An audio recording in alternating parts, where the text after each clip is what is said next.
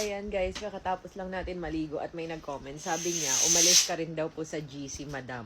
Ayan, grabe itong mga bashers ko, updated. Ayan, which is true naman. Umalis talaga ako sa GC ng Pamos Food Up nung minsan kasi nga dinudugo na ako nun. So, feeling ko rin, kaya ako to the point na ganito kasi, ayun, medyo nakaka-stress talaga na magpatakbo din talaga ng isang business na napakaraming tenant. Kasi first time ko rin talaga na mag-operate ng leasing business. Ayan. Ayun, kasi syempre iba-iba sila ng mga request, ang daming suggestions, ang daming complaint. So iba-iba talaga. Pero syempre as business owner, talagang ginagawa naman namin ng paraan. And nag-deploy din ako ng mga admin na nag-leave ako sa GC. Pero ngayon nasa GC na ulit ako. Sabi ko nga, wag nyo muna ako masyadong stressin kasi nga nagbi-bleeding pa rin ako kahit papano. So hindi pa rin totally okay. So, ayun yung dahilan. Kasi syempre, ang hirap talaga na, for example, ang dami mong tauhan, 'di ba? Ang hirap magpatakbo ng isang business na sobrang daming tauhan. Syempre yan, iba-iba ng ugali, ganyan. May mga mag-aaway-away, may mga plastikan, chismisan. Talagang normal naman yun. Kaya kahit nga sa pagiging employer, mahirap talaga maging employer ng napakaraming employee dahil iba-iba sila ng ugali. Lalo na yung ngayon, na kumbaga, business is leasing business. So, nagpaparenta. So, syempre, iba-ibang business owner. And syempre, feeling nila magaling talaga sila. Feeling nila tama sila. So, nagtatalo-talo talaga dun sa group chat. And syempre, sa ibang business, normally naman yung mismong may-ari. For example, may-ari ka ng isang kumpanyang malaki. Syempre, yung mga doon is wala naman doon yung mismong CEO, 'di ba? Pero ako talaga nagme-make way talaga ako para kausapin sila. Pinagtsatsagaan ko talagang kausapin kahit yung iba makulit. Tapos minsan may mag-PPM sa akin, sasabihin nila na okay lang 'yan, ma'am, wag niyo kapansinin, mag-leave ka muna sa GC kasi ang toxic ng iba, ganyan mga baguhan kasi na tenant, mga hindi pa sanay sa pag-vendor or pagtitinda. So yung mga matatagal ng sanay na nagre-rent ng mga ganyan, nagtitinda ng mga bazar-bazar, talagang mahahaba ang pasensya. Talagang matatalino, ganun, talagang sanay ba sila, hindi sila reklamador. So, yung mga baguhan, talagang medyo masakit sa ulo. Pero yun nga, sabi ko nga sa kanila, tulad na, lagi kong sinasabi, hindi ko sila para pigilan kung gusto nilang umalis. Kasi maraming aalis, marami ring babalik, ganyan.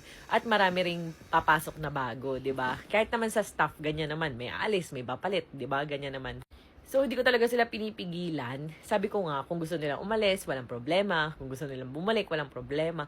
So, hindi talaga ako parang sa kanila. So, hinahayaan ko lang talaga silang magdesisyon kasi may kanya-kanya namang isip.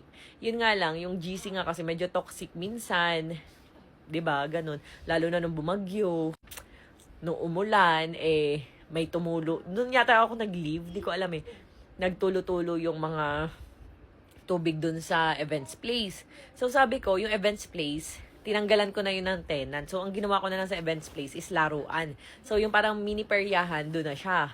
Yung arcade, yung basketballan, laruan, movie, yung parang theater, dun na siya sa events place. So, wala nang tenant dun sa events place. Lahat na ay nasa labas. Nagbawas na rin talaga kami ng tenant. Kasi, nung una kasi, hindi ko talaga, syempre, trial and error. Ang dami kong tenant. Which is nagka-doble-doble yung shawarma. Alam nyo doon, may sobrang lakas na shawarma, may sobrang hina. So, siguro yung mahina, umalis na. Pero yung malakas doon is nakaka 20K per day. Ganyan, talagang paldo-paldo din naman talaga. Kumbaga, napasobra. Parang nung una ata 7 yung shawarma. Kaya talaga nagkausap-usap kami ng mga veterano na sa larangan ng bazaar. Sabi ko sa kanila, hayaan nyo, aalis din naman yung iba dyan. So, pag umalis, matitira matibay, edi yun yung magstay. So, ayun sabi sa akin nung isang tenant doon, nung medyo nalagasan na ng mga tenant, is lumakas nga daw talaga sila. Mas dumoble or triple yung kita kasi nga syempre konti na lang yung choices. Dati kasi is may mais doon, may mais doon, may mais doon. Parang 5 yung maisan, ganun. So, mas maganda talaga na mabawasan para konti-konti, hindi pare-parehas ng tinda. Which is, nung una kasi hindi ko talaga alam yun. Kasi syempre, ang mindset ko lang magparenta. Wala akong alam na mga masama yung duplication, ganun, pangit siyang tingnan kasi ang dami. So, ayun. At least ngayon, alam ko na. Pero still, marami pa rin tayong vendors. Like, parang nasa 50 pa rin sila. Sobrang dami. And sabi ko nga, masakit talaga sa ulo magpatakbo ng leasing business. Di ba yung iba, yung mga nagpaparenta ng upa ng bahay, ilan lang yun 3 o 4. Putik ito na magugulat ka talaga. Ayan, magugulat ka talaga sa dami nila. Ayan.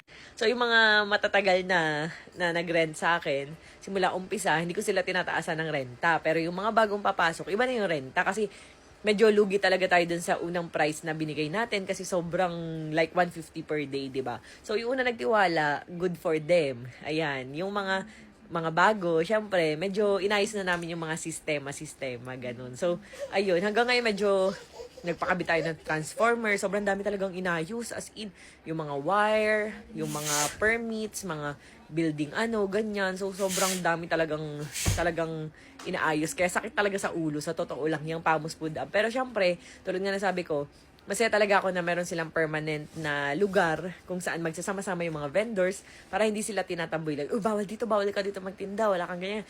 Mga ganun. So, ayun.